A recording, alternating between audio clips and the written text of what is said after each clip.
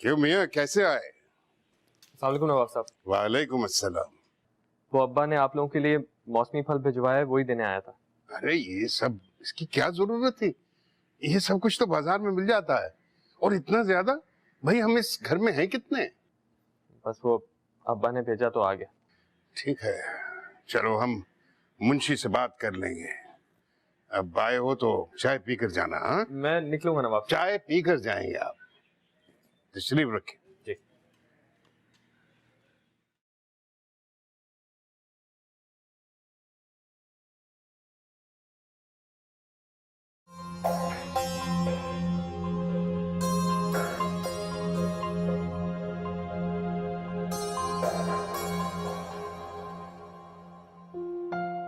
तुम फिर आ गए? हाँ मियाँ, कैसे हो? मैं बिल्कुल ठीक हूँ, एकदम फिटफाट।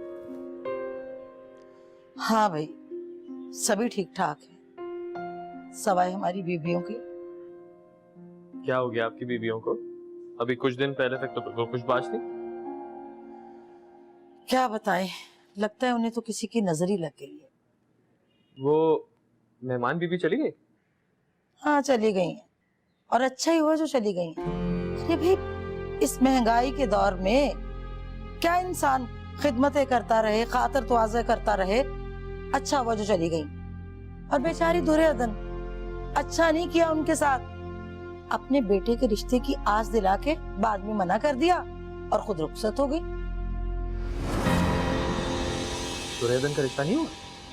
अरे क्या हम फारसी बोल रहे हैं, बता तो रहे हैं आपको कि नहीं हुआ, मना कर दिया। ये तो वाकई मेहमान बीवी बहुत अच्छी थी। अच्छी थी ये तो तुम कह रहे हो ना। सुने, चाय पिलाएं मुझे। नवाब साहब ने कहा है चाय पिए बगैर नहीं जाना है। हाँ हाँ हाँ हाँ, पिला रहे हैं पिला रहे हैं। और हाँ, बीवियों का मेरा सलाम। सुनो, जेबी भी जब बात करेंगी ना तो पर्दे में करेंगी। जी बेहतर। बीबी, बीबी,